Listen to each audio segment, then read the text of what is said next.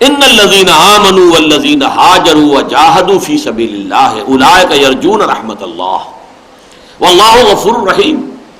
یقیناً وہ لوگ کہ جو ایمان لائے اور جنہوں نے ہجرت کی اور جہاد کیا اللہ کی راہ میں، وہی ہے کہ جو امیدوار ہے اللہ کی رحمت کے.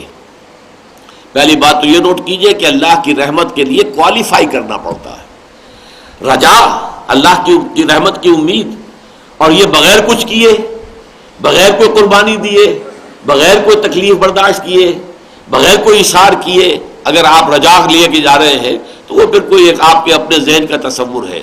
اللہ سے امید ہو جبکہ یہ کچھ کیا ہو.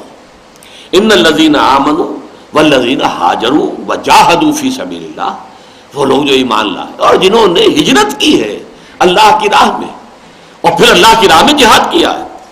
تو پہلی بات تو یہ ہے کہ اولئک یرجون رحمت اللہ، یہ لوگ ہیں جو حقیقتاً امیدوار ہیں اللہ تعالیٰ کی رحمت کے. اللہم ربنا اجعلنا منہم، ہمیں بھی دعا کرنی چاہیے کہ اللہ ہمیں بھی ان میں شامل فرما، اس لیے کہ یہ معاملہ تو قیامت تک جاری ہے.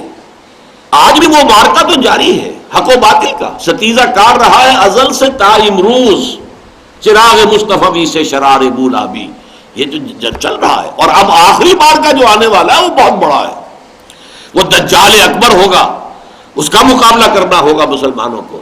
عظیم ترین فتنہ جس کے بارے میں کہا گیا ہے کہ ہر نبی ہر رسول نے اپنی امت کو خبردار کیا، اور آدم کی تخلیق سے لے کر قیامت تک کہ جو بھی حالات ہیں ان میں اس سے بڑا فتنہ اور کوئی نہیں ہوگا جو کہ فتنہ دجال ہے. اور آخری الملحمۃ العظمیٰ ہونے والا ہے، مسلمانوں کو بہت بڑا نقصان پہنچنے والا ہے، بہت بڑی تعداد میں ان پہ ہلاکت آئے گی. ویل للعرب، اور چونکہ یہ ہونا ہے وہی فلسطین کا اور شام کا میدان جنگ ہے، لہذا وہیں پر یہ ہوگا، اور وہاں پر ظاہر بات ہے کہ مسلمان عرب جو ہیں ان کی بہت بڑی تعداد جو ہے اس سے شہادت نصیب ہوگی. یہ سب حالات و واقعات کتاب الفتن، کتاب الملاحم، یہ جو حدیث کی کتابوں میں موجود ہے. تو یہ تو ہونا ہے. ابھی مارکہ تو اب بھی جاری ہے، اس لیے کہ حق و باطل کا مارکہ، باطل کا غلبہ ہے، اور جو بھی بندہ مومن ہے اس کا فرض عین ہے کہ اس غلبے کے خلاف اٹھ کھڑا ہو، محنت کرے، جد و جہد کرے. یہ دوسری بات ہے کہ یہ نہیں ہے کہ کھڑا ہو کے نعرہ لگا دے بس، اس سے کیا ہوگا؟ کچھ بھی نہیں. باطل اور طاغوت کی صحت پر تو کوئی اثر نہیں پڑے گا. اس کے لیے پہلے یہ ہے کہ دعوت ہے، تبلیغ ہے، پھر جو قبول کرے ان کی تربیت ہے، تزکیہ ہے، تنظیم ہے، انہیں منظم کیا جائے. اب جب طاقت اتنی ہو جائے کہ پھر واقعتاً جو ہے جب خشت بنے تب کام چلے، اور جب اینٹ بن چکی ہو تو اینٹ مارو گے تو یقیناً کوئی نہ کوئی اثر جو ہے وہ نکلے گا، اس کا ظاہر ہوگا. اگر کچی ریت کا گولا ہے، یہ میں نے بہت مرتبہ مثال دی ہے کہ کچی ریت ساحلی ریت ہوتی ہے، وہ اس کے اندر پانی بھی ہوتا ہے کچھ، آپ کا گولا بنا کر اگر شیشے پہ بھی ماریں گے تو شیشہ قائم رہے گا، وہ ریت بکھر جائے گی. لیکن اسی کچی ریت کے گولے کو کہیں آپ ڈال دیجئے کسی بھٹی میں اور پکا لیجئے، روڑا بنائیے، یہ روڑا ماریں گے تو کوئی نہ کوئی نتیجہ اس کا نکلے گا، کچھ نہ کچھ اس کا اثر ظاہر ہوگا.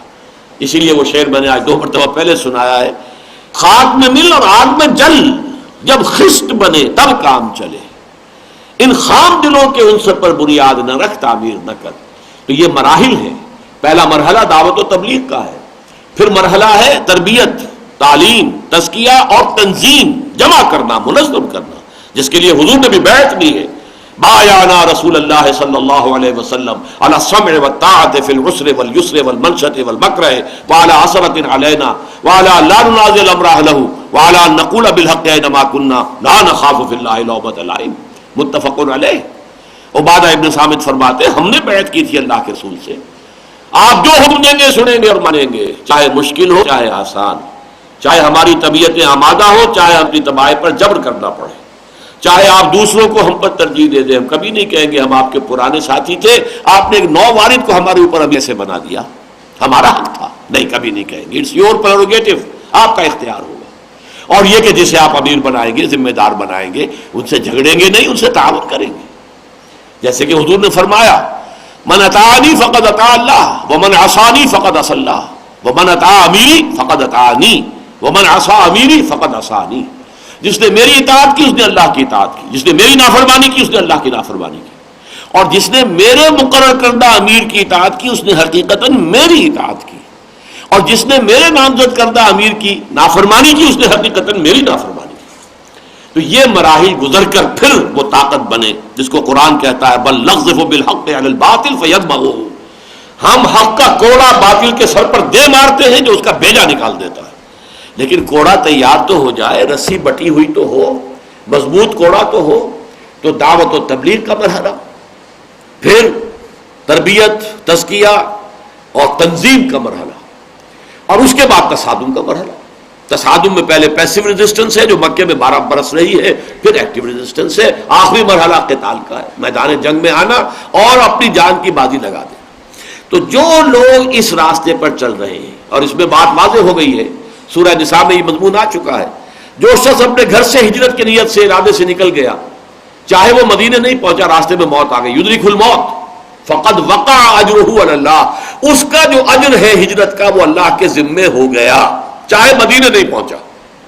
انما الاعمال بالنیات۔ اسی طرح چاہے کسی بندہ مومن کی زندگی میں قتال کا مرحلہ نہ آئے، کوئی پرواہ نہیں، لیکن دل میں نیت ہونی چاہیے، خواہش ہونی چاہیے، آرزو ہونی چاہیے، اے اللہ میری زندگی میں وہ مرحلہ آ جائے کہ خالصتاً تیرے دین کے لیے جنگ ہو اور میں اس میں حاضر ہوں۔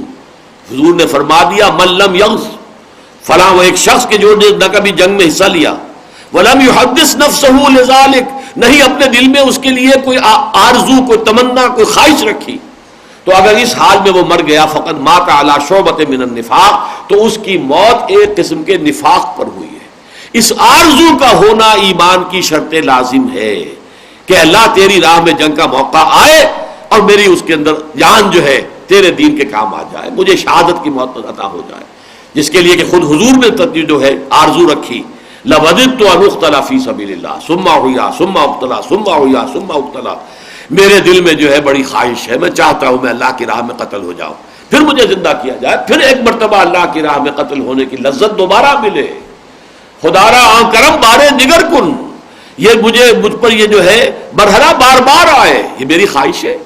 اگرچہ یہ خواہش وہ تھی حضور کی صلی اللہ علیہ وسلم کہ جو منظور نہیں کی جا سکتی تھی، کیوں؟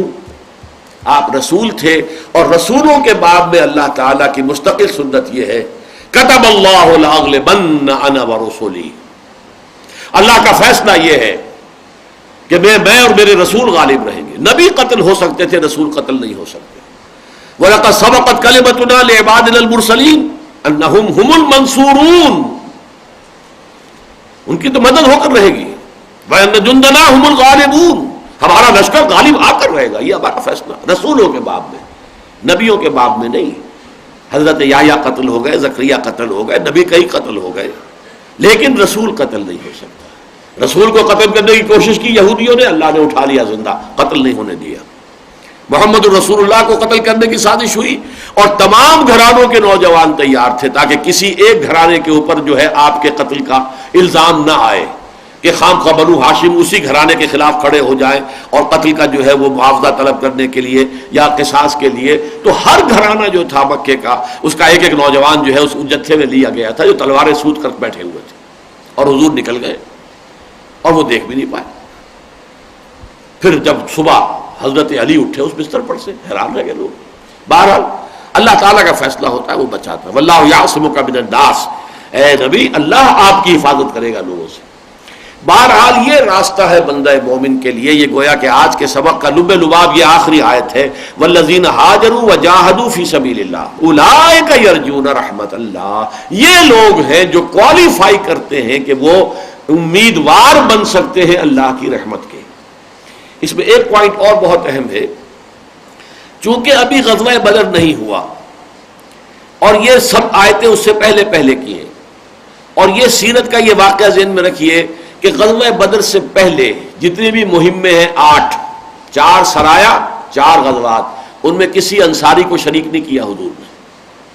یہ ٹوٹلی مہاجرین کا فنومینن تھا، تمام مہاجرین تھے ان غزوات میں، اور ان سرایا میں صرف مہاجر گئے، لہذا یہاں پر انہی کا ذکر ہو رہا ہے۔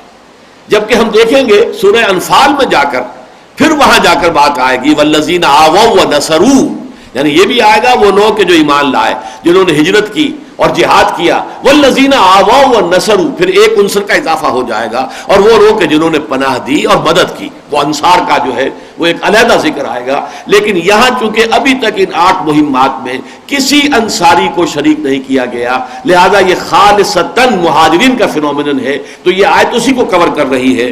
ان الذین آمنوا والذین ہاجروا وجاہدوا فی سبیل اللہ اولئک یرجون رحمت اللہ واللہ غفور رحیم. اور یقیناً اللہ تعالی غفور ہے، رحیم ہے، بخشنے والا ہے، رحم فرمانے والا ہے.